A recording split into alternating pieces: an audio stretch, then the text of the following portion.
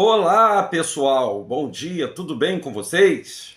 Como é que vocês estão? Ih, Denilson, está bonito de vermelho, estou de vermelho em homenagem ao São Jorge, o Jorge da Capadócia? Não, nada a ver, pessoal. É uma pura coincidência, mas aí também, para poder chamar a atenção dos nossos irmãos católicos, a gente coloca essa cor vermelha que para a gente cor não influencia em nada. Não somos místicos, essa é a verdade. Um bom dia ao povo de Arruxo, aos seguidores de Arruxo. Lembrando a todos vocês que nós temos aqui uma das poucas bíblias que falam que o nome verdadeiro do Messias, tá? O nome dele não é Jesus, e eu tenho que falar com vocês isso sempre. O nome dele é Yahushua, e eu vou mostrar aqui nessa Bíblia, é uma das poucas bíblias que fala que o nome do Salvador não é Jesus Cristo, nem Yeshua, nem Adonai, nem Elohim. O nome dele é Yahushua, tá vendo? Ele era preto. Yahushua, e ele era pretinho, tá? E esse cidadão aqui, Diocleciano, imperador Diocleciano, que antecedeu a Júlio César. Isso aí você vai saber agora, porque o Diocleciano soube da história de Arruxo, tá, pessoal? Tanto é que eles hoje estão formalizando aí a morte do Papa Francisco. Hoje pela manhã, você pode ver aí na sua televisão, eles estão celebrando aí, né, fazendo o ritual fúnebre do grande homem da igreja do Império Romano. Esse Império Romano, que as pessoas não pensam que é um império de conquista, de conquistadores. Esse camarada aqui, antes de Constantino, né, antes do imperador Constantino, Diocleciano, ele perseguiu muito aos seguidores do caminho, que era o nome verdadeiro do que eles chamam hoje cristão. O nome Cristo não tem nada a ver com os hebreus. Não tem nada a ver, gente. Cristo é grego. Esse nome Cristo é grego, não tem nada a ver com o hebreu, o hebraico, que chama o Salvador de Machia, ok? Então tá tudo ligado a poder de governo, pessoal, para você entender. O governo de Roma, que manda no mundo hoje, porque eles detêm bancos, ouros, eles não mandam em tudo, e mandam principalmente naquilo que nós chamamos de Bíblia, né? No poder eclesiástico, né? Que eles detêm. Tanto é que esse canal é o canal dos livros apócrifos, que fala sobre livro apócrifo. Mas o assunto aqui, rapidinho, hoje à noite a gente pode conversar mais sobre isso. O Diocleciano, e o que ele tem a ver com a história do Jorge? O que o Jorge, São Jorge, tem a ver com a Bíblia? Tem alguma coisa a ver? Tem alguma relação Bíblia, São Jorge, Diocleciano, Império Romano? Tem a ver sim.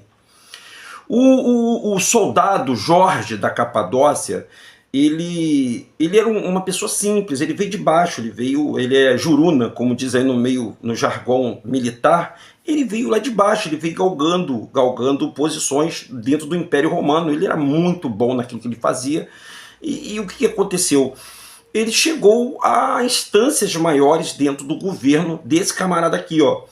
E esse camarada liberou um edito, um decreto ou uma ordem que os soldados romanos não poderiam exercer a fé no que se chama cristianismo. Aí, meu irmão, Jorge estava se voltando para os do caminhos, que eu não falei para vocês, os Mitzraim, ou os naziritas, que eram os seguidores de Nazaré, do Nazareno, que não tinha nada a ver com esse Cristo que as pessoas estão pregando aí. Não tinha nada a ver, não. Ele era um movimento do Salvador, feito pelos 12 apóstolos, que percorreram toda a Europa pregando lá o nome do Salvador, inclusive Grécia, Roma. Eles visitaram Atenas, eles foram para tudo quanto se canta aí. E o império desse camarada estava caindo. E quando foi no ano de 303, olha, antes do concílio de Nicéia, o grande concílio de Nicéia, que instaurou a trindade, que as pessoas acreditam que existe Pai, Filho e Espírito Santo, né? Instaurou muitas outras crenças, né, dizendo que Jesus é Deus, né, essas coisas que você entende, mas principalmente eles unificou o concílio de 324, o concílio de Nicéia, ele unificou todas as crenças em um dia específico. Ele fez uma grande jogada. O governo estava dividido em 4 partes, o governo de Roma. E eu já vou mostrar isso para vocês na pesquisa. E o Diocleciano já tinha perdido a mão, né, do controle do governo. Vamos ler lá? Vamos ler, depois eu vou ler a Bíblia para vocês e mostrar para vocês que o Jorge, ele não tem basicamente nada a ver com... Ele não tem nada a ver com Bíblia, tá, pessoal? Eu perguntei aqui, ó, quem foi o imperador Diocleciano? Olha aí, ó. Deixa eu diminuir aqui.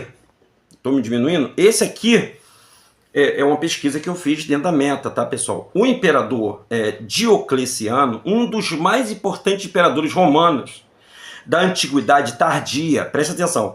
Quem foi Diocleciano? Ele foi um imperador romano que governou entre 284 e 305 depois do que eles chamam Cristo, tá, pessoal? O nosso Salvador é Machia, o nome dele é Yahushua. Não tem nada a ver com esse Jesus aí que eles estão inventando aí, não. Eles pegaram a história do Salvador, mesclaram com a história do paganismo e colocaram para todo mundo aí seguir. E hoje, por isso que hoje, os cristãos que são da Igreja Católica comemoram o dia de São Jorge, e os cristãos que são evangélicos não comemoram nada. Mas todos eles estão imbuídos da mesma panela, da mesma comida, estão bebendo na mesma fonte.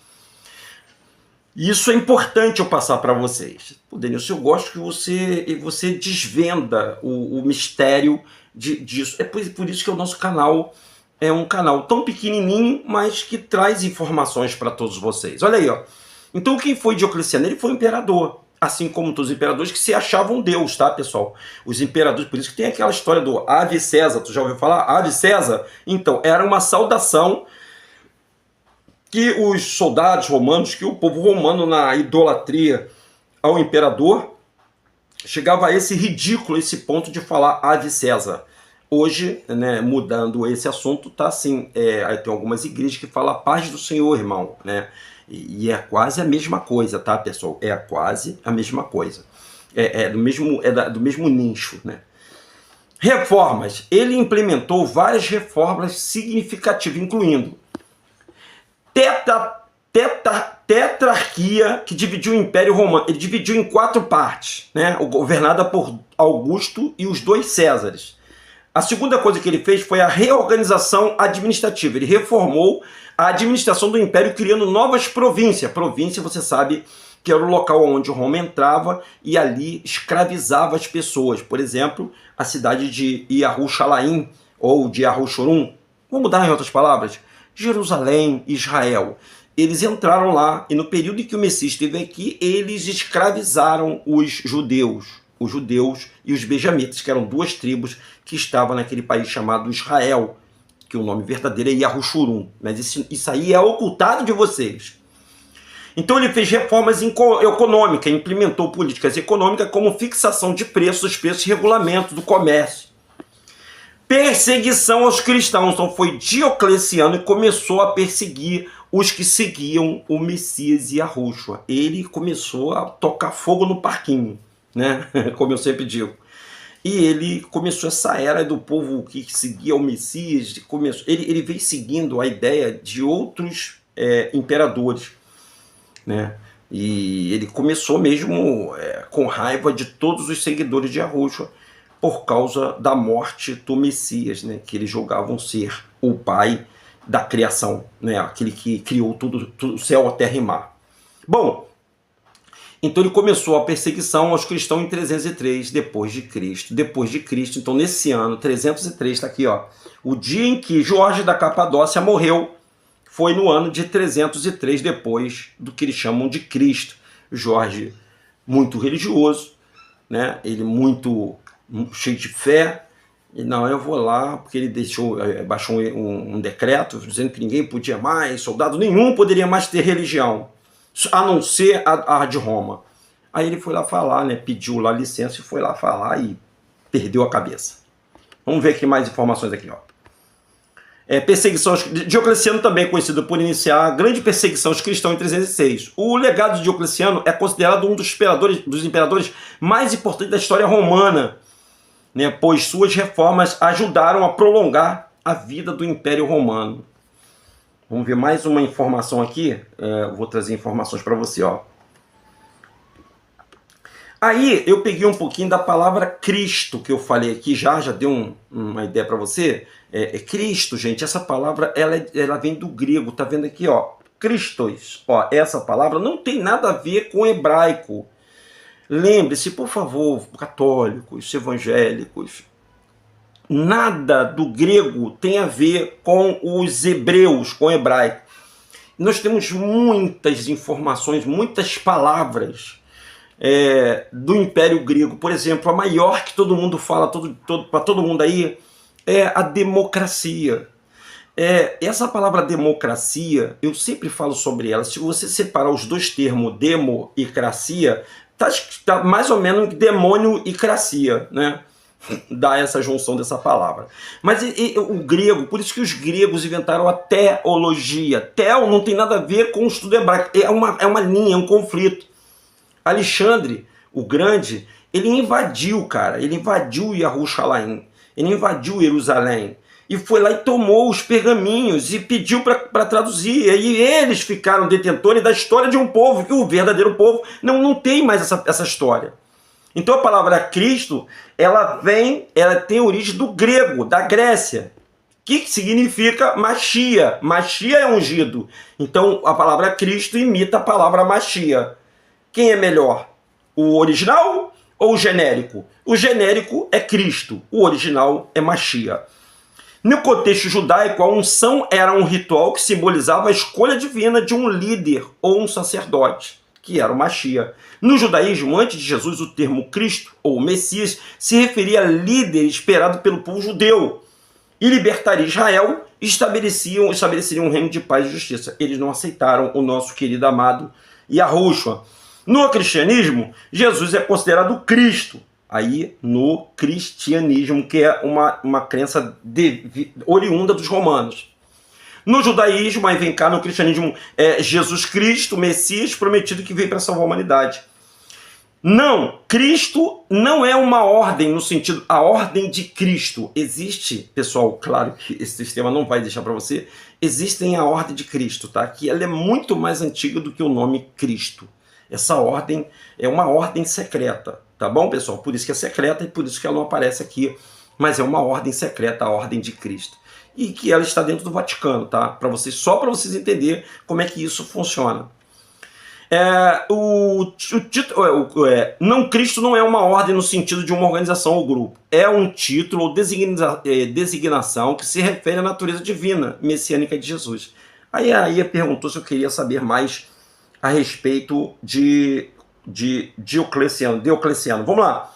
Tem duas passagens aqui, bíblicas, que eu queria frisar para você. Uma é no Novo Testamento, né, no livro de João, e a outra é no livro de Coríntios, né? Vamos ver aqui, vamos ver ali primeiro João, né? Na verdade, pessoal, o nome não é João, tá? O nome é esse aqui, ó, Yohanan. Esse é o nome verdadeiro hebraico, Yohanan. João é um nome traduzido para a nossa língua pelos católicos, tá bom? Ok?